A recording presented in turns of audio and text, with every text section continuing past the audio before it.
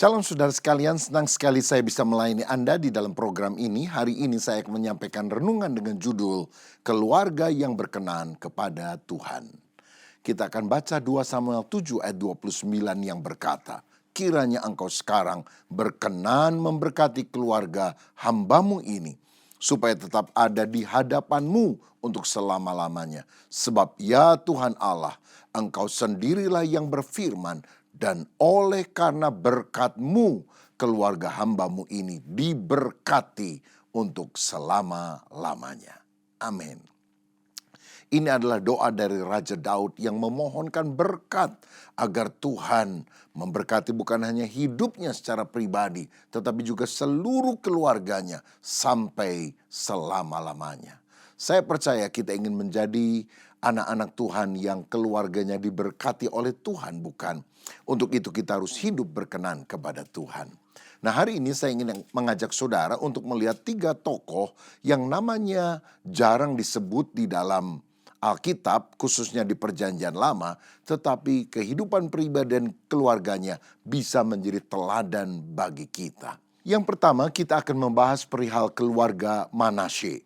Dalam 2 Tawarikh 33 ayat 12 dan 13 dikatakan, dalam keadaan yang terdesak ini, ia berusaha melunakkan hati Tuhan Allahnya. Ia sangat merendahkan diri di hadapan Allah nenek moyangnya dan berdoa kepadanya. Maka Tuhan mengabulkan doanya dan mendengarkan permohonannya. Ia membawanya kembali ke Yerusalem dan memulihkan kedudukannya sebagai raja. Dan Manasye mengakui bahwa Tuhan itu Allah. Ayat 16, ia menegakkan kembali mezbah Tuhan, mempersembahkan korban bakaran dan korban syukur di atasnya, menyerukan kepada Yehuda untuk beribadah kepada Tuhan Allah Israel. Saudara, Manasye adalah putra Raja Hizkia yang pernah diperpanjang umurnya 15 tahun lagi. Manasye naik tahta pada usia 12 tahun dan dia memerintah Yehuda paling panjang selama 55 tahun. Tetapi sayang sekali Manasye dikenal sebagai salah satu raja yang paling jahat dalam sejarah Yehuda, yang bahkan dia rela mengorbankan anak-anaknya sendiri kepada berhala. Namun di ujung hidupnya pada saat dia ditawan ke Babel, dia merendahkan diri dan bertobat dengan sangat hebat. Tuhan akhirnya memulihkan keadaannya. Ketika dia kembali ke Yerusalem menjadi raja, fokus utamanya adalah memulihkan kerohanian keluarga dan kerajaannya. Poin pentingnya adalah putranya yang bernama Amon dan kemudian cucunya yang bernama Yosia melihat proses pertobatan radikal ini. Dari keluarga yang hancur karena dosa, lahirlah Yosia, raja reformator terbesar yang membawa balik orang-orang Israel, khususnya kerajaan Yehuda, pada kebangunan rohani. Dari sini kita belajar beberapa hal. Tidak ada keluarga yang terlambat untuk dipulihkan. Seburuk apapun masa lalu sebuah keluarga, anugerah Tuhan sanggup merajut kembali kehidupan yang hancur. Pertobatan keluarga yang sejati menuntut tindakan yang nyata untuk membuang kebiasaan yang buruk yang sudah dilakukan dalam kurun waktu yang panjang, seperti Manasye meruntuhkan berhala-berhala. 2 Korintus 5 ayat 17 berkata, jadi siapa yang ada di dalam Kristus, dia adalah ciptaan yang baru. Yang lama sudah berlalu, sesungguhnya yang baru sudah datang.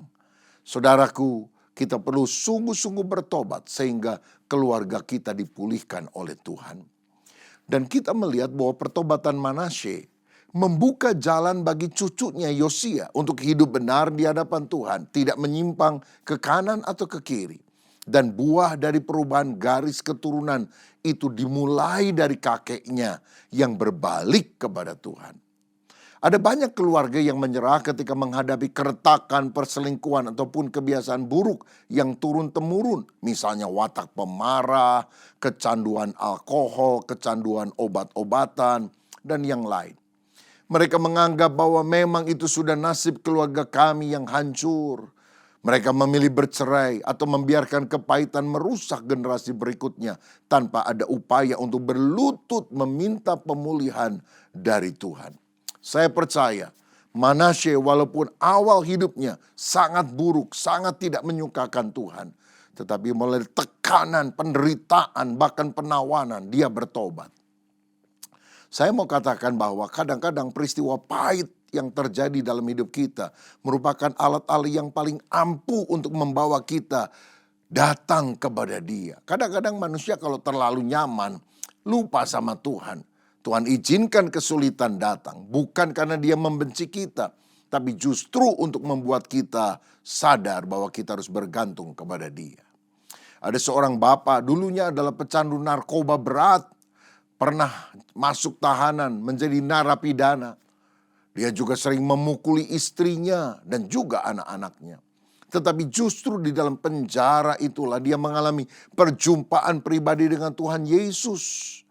Nah, setelah akhirnya dia dibebaskan, dia pulang sujud menangis minta ampun kepada istri dan anaknya yang masih kecil. Dan sejak itu dia memulai hidup baru dari nol sebagai buruh bangunan. Tetapi dia selalu membawa keluarganya beribadah di sebuah gereja kecil yang tidak terlalu jauh dari rumah mereka.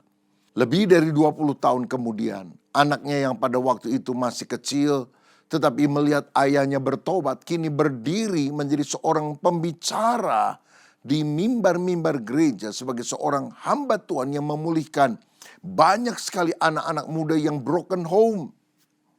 Masa lalunya yang tidak baik karena memiliki ayah yang tidak bertobat. Ternyata Tuhan bisa pulihkan, apalagi ketika dia melihat perubahan di dalam diri ayahnya. Dan itu menjadi modal ketika dia melayani anak-anak muda lainnya. Masa lalu keluargamu mungkin dipenuhi dengan kerusakan, tetapi di tangan Tuhan masa depan keluargamu bisa dipenuhi dengan pemulihan. Saudaraku, jika ada luka masa lalu, kepahitan atau dosa tersembunyi yang mengikat keluarga Anda, ambillah waktu khusus untuk melakukan doa rekonsiliasi bersama dengan pasanganmu, bersama dengan anakmu. Minta ampun dan bahkan saling mengampuni satu dengan yang lain. Deklarasikan pemutusan ikatan dosa di masa lalu dalam nama Tuhan Yesus. Saya percaya seburuk apapun masa lalu kita, waktu kita bertobat, keluarga kita bisa dipulihkan oleh Tuhan. Ini doa saya, keluargamu yang tidak rohani, keluargamu penyembah berhala, keluargamu yang terikat oleh perselingkuhan, percabulan, perceraian, dalam nama Yesus berbalik kepada Tuhan. Dan kalau orang berbalik kepada Tuhan, Tuhan akan memulihkan dan menyembuhkan keretakan dalam keluarga. Puji Tuhan. Keluarga kedua yang kita bisa teladani adalah keluarga Itamar. Nah, Itamar ini adalah anak bungsu dari imam besar Harun, kakak Musa. Dia hidup di tengah-tengah keluarga yang mengalami trauma rohani yang hebat. Kenapa? Karena satu kali kedua orang kakaknya yang juga menjadi imam, namanya Nadab dan Abihu, mati disambar oleh Tuhan. Karena mereka mempersembahkan api yang asing. Jadi kalau orang Israel datang membawa korban bakaran, maka Nadab dan Abihu yang melayani. Tetapi apinya itu adalah api dari Tuhan. Satu kali api yang dari Tuhan itu tidak dijaga betul sampai mati. Nah, rupanya Nadab dan Abihu pikirannya praktis, sudahlah ambil api dari dapur saja kan sama saja. Tapi Tuhan murka karena itu adalah api asing. Tiba-tiba api Tuhan muncul dan bukan menyambar korban bakar, menyambar Nadab dan Abihu sampai mati. Sehingga tentu saja sebagai anak bungsu dari Harun, dia melihat situasi yang ada dan ada kengerian tentunya di dalam hatinya selain kepedihan karena dua orang kakaknya itu meninggal dunia pada hari yang sama. Nah, di sisi yang lain, Itamar juga harus bekerja di bawah bayang-bayang kakaknya yang lebih menonjol, namanya Eleazar. Jadi Nadab, Abihu, Eleazar, baru Itamar. Ini 4 nama anak daripada Harun. Nah, Eleazar ini yang kemudian melanjutkan pelayanan Harun sebagai imam besar. Tentu Eleazar lebih dikenal, lebih disorot, lebih banyak orang tahu. Tapi Itamar, dia tidak terlalu menonjol. Dalam Keluaran 38 ayat 21 dikatakan, demikianlah rincian biaya untuk mendirikan kemah suci yang disusun atas perintah Musa oleh orang Lewi di bawah pimpinan Itamar anak Imam Harun. Nah, kemudian dalam Bilangan 4 ayat 28 dan 33 juga dicatat di sana bahwa ibadah kaum-kaum keturunan Gerson dan Merari itu harus di bawah pimpinan Itamar anak Imam Harun. Nah, dari sini kita melihat bahwa Itamar adalah orang yang belajar puas tanpa harus menjadi pusat perhatian. Eleazar sang kakak dipersiapkan untuk menggantikan Harun sebagai imam besar berikutnya. Secara protokoler, Eleazar selalu mendapatkan porsi terbesar. Namun Itamar tidak menderita sibling rivalry atau persaingan antar saudara. Dia menerima tugasnya untuk mengawasi para pengangkut barang kemah suci, yaitu kaum Gerson dan Merari.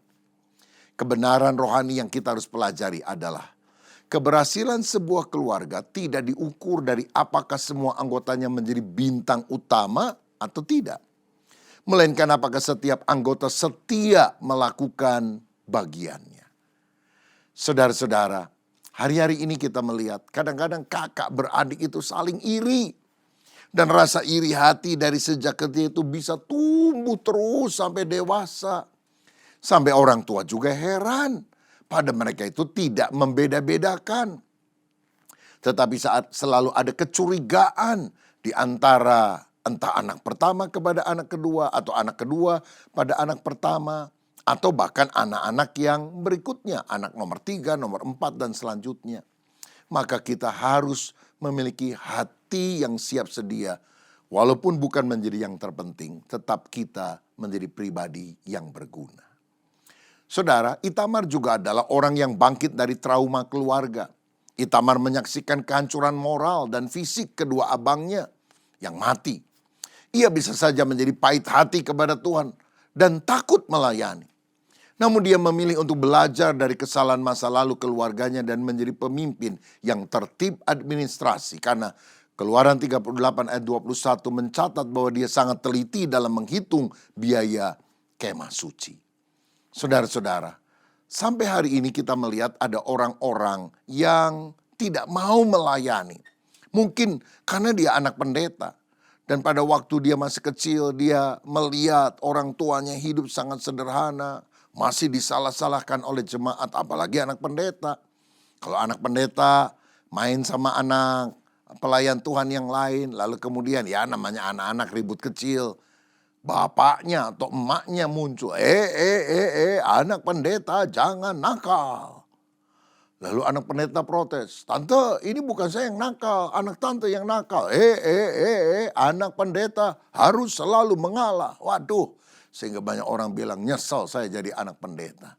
Tapi lihat kehidupan Itamar. Walaupun ada kengerian karena Nadab dan Abihu, dua orang kakaknya nomor 1 dan 2 mati oleh api Tuhan.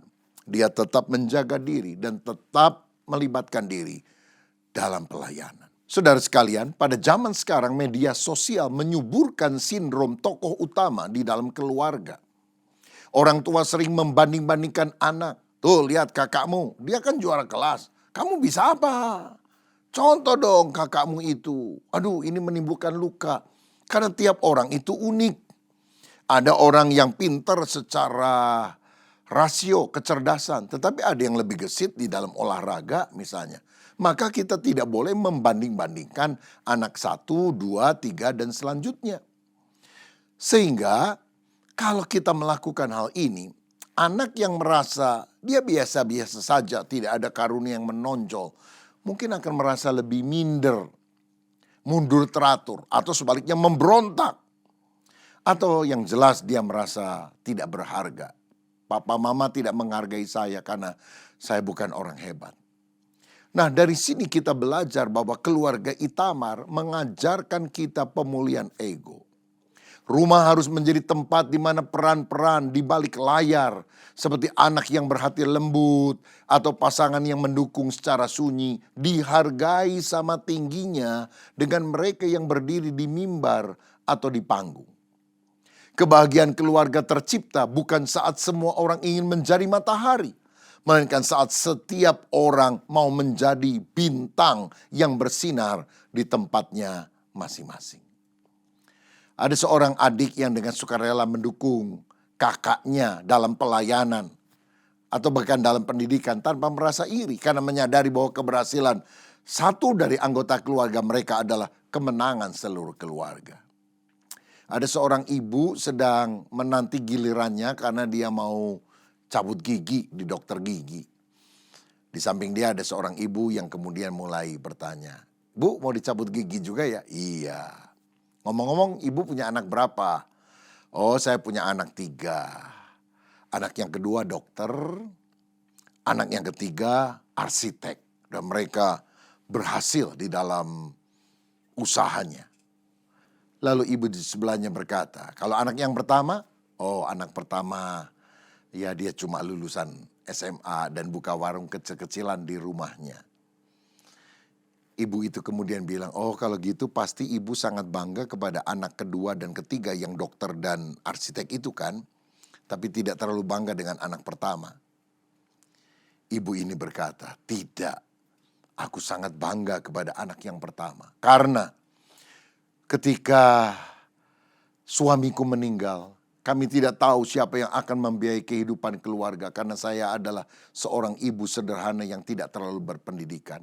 Anak saya pertama berkata, "Mama, biar saya tidak melanjutkan pendidikan. Saya akan kerja walaupun saya masih muda. Dan aku akan punya uang untuk membiayai adikku. Biar adikku jadi dokter, biar adikku jadi arsitek. Aku pokoknya bekerja membiayai mereka. Aku sangat sayang kepada ketiga anakku. Tapi walaupun anakku yang pertama bukan sarjana, aku sangat bangga karena dia rela berkorban." Saudara, tidak semua orang harus menjadi matahari. Tapi kalau kita bisa bersinar di posisi kita masing-masing dengan keunikan kita, bukankah hidup kita menjadi berkat dan teladan bagi banyak orang? Karena itu, mari kita rayakan keberhasilan anggota keluarga lain dalam rumah tangga kita tanpa merasa tersaingi. Fokuslah pada tanggung jawab yang Tuhan berikan di tanganmu, sekecil apapun itu.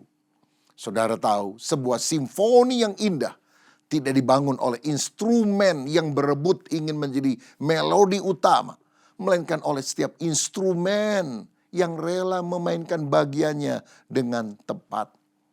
Bahkan sebuah seruling kecil yang mungkin hanya sekali ditiupnya, tidak terus-menerus, tetap memiliki nilai yang membuat simfoni itu menjadi megah dan indah. Saudara, mainkan posisimu di saat dan waktu yang tepat dalam sebuah orkestrasi kehidupan, maka engkau sungguh akan bernilai. Mulai hari ini, mari kita berhenti membandingkan pencapaian anak atau pasangan kita dengan orang lain atau dengan saudara kandungnya bahkan.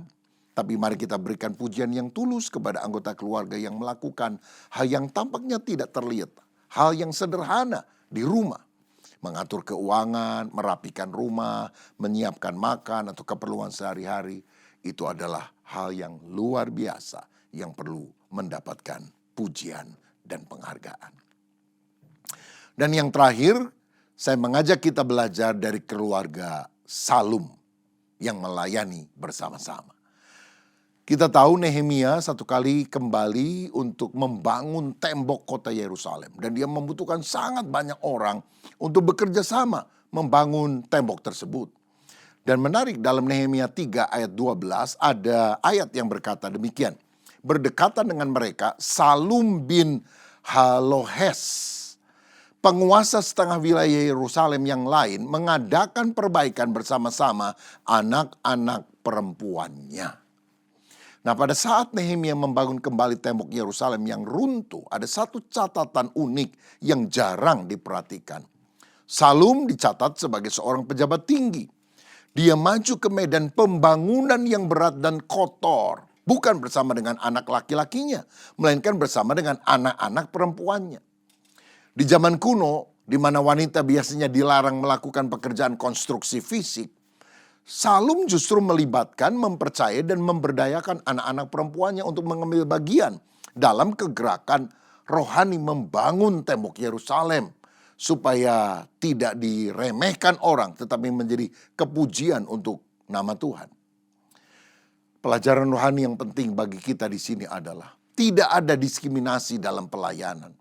Setiap anggota keluarga tanpa memandang gender, mau laki mau perempuan, atau bahkan tidak memandang usia, berharga di mata Tuhan dan harus terlibat di dalam pelayanan.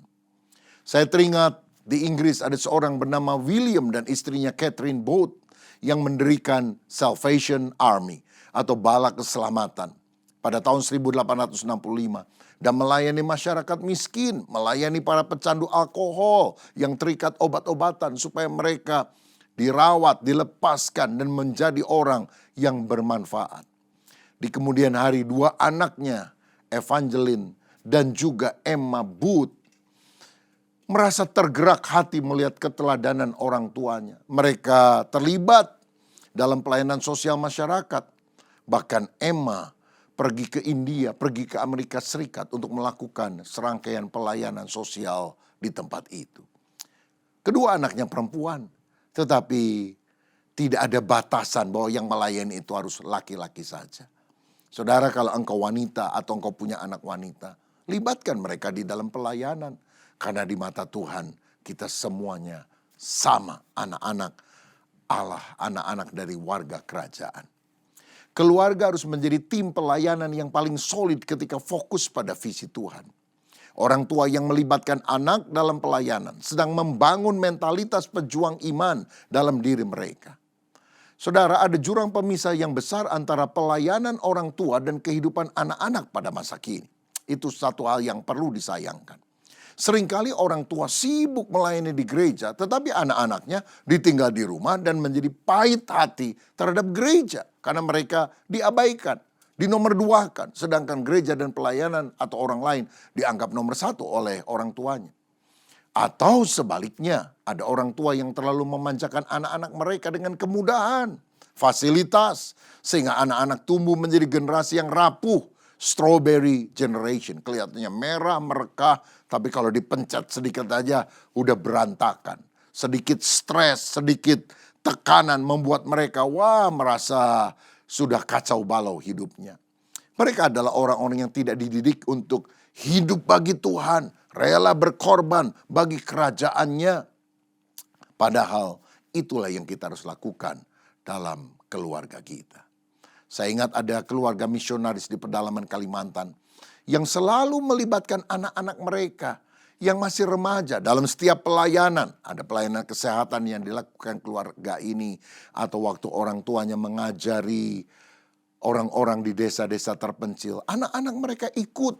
Bahkan anak-anak mengangkut beras yang mau dibagikan, sembako makanan yang mau digunakan untuk memberkati masyarakat desa.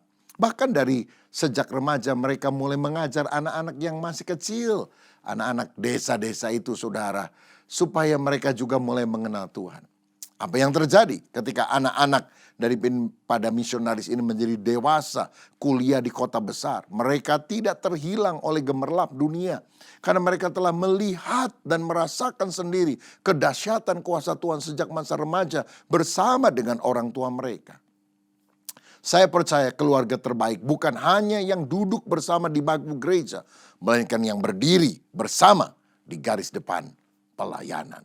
Haleluya. Karena itu, libatkanlah anak-anakmu di dalam proyek sosial atau pelayanan gereja. Ajak mereka terlibat langsung, misalnya bersama-sama menyiapkan sembako untuk dibagikan kepada orang miskin yang membutuhkan. Agar mereka belajar arti memberi, arti melayani. Saudara, dari sini kita belajar nilai-nilai kehidupan yang berharga dalam sebuah keluarga yang berkenan kepada Tuhan. Yang pertama, keluarga Manasye. Yaitu keluarga yang bertobat dari kehidupan lama yang buruk dan hidup baru di dalam Tuhan. Yang kedua, kita perlu belajar dari keluarga Itamar. Rela tidak menonjol, tetapi tetap berbuah menjadi manfaat, menjadi berkat bagi orang-orang yang ada di sekitarnya. Dan yang ketiga, kita perlu belajar dari keluarga Salum yang melayani bersama-sama. Walaupun mungkin dia tidak punya anak laki-laki, anak-anaknya perempuan semuanya. Mereka dilibatkan di dalam pelayanan. Sehingga mereka juga bisa membangun bersama tembok Yerusalem pada zaman Nehemia. Maukah kita menjadi keluarga yang bertobat dan hidup baru? Menjadi keluarga yang tidak menjadi nomor satu, bukan paling menonjol tetapi tetap berbuah. Dan menjadi keluarga yang bersama-sama melayani Tuhan. Kalau itu doa saudara, mari taruh tangan di dada, kita berdoa. Bapa, terima kasih untuk kebenaran firman-Mu.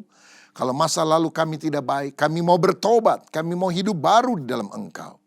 Kami juga mau mencintai dan melayani Tuhan. Walaupun mungkin orang lain dipakai Tuhan lebih hebat, lebih menonjol. Tapi kami tetap akan bersinar terang di posisi kami. Di dalam kadar kapasitas yang Tuhan percayakan kepada kami. Kami juga mau menjadi keluarga yang mengajak seluruh anggota keluarga. Bahkan anak-anak kami terlibat di dalam pelayanan. Dari sejak mereka masih kecil, masa remaja. Supaya mereka juga bisa mempersembahkan hidupnya bagi Kristus seumur hidup mereka. Sama seperti Daud yang pernah berdoa. Kiranya Engkau berkenan dan memberkati keluarga kami. Kami kiranya juga mengalami berkat-berkat yang Tuhan limpahkan dalam setiap keluarga dari tokoh-tokoh perjanjian lama yang kami telah bahas. Dan biarlah itu bukan hanya menjadi pengetahuan, tapi menjadi pengalaman kami. Keluarga kami menjadi keluarga yang diberkati dan dipakai oleh Tuhan. Berkat-Mu atas kami dalam nama Tuhan Yesus Kristus. Haleluya. Amin.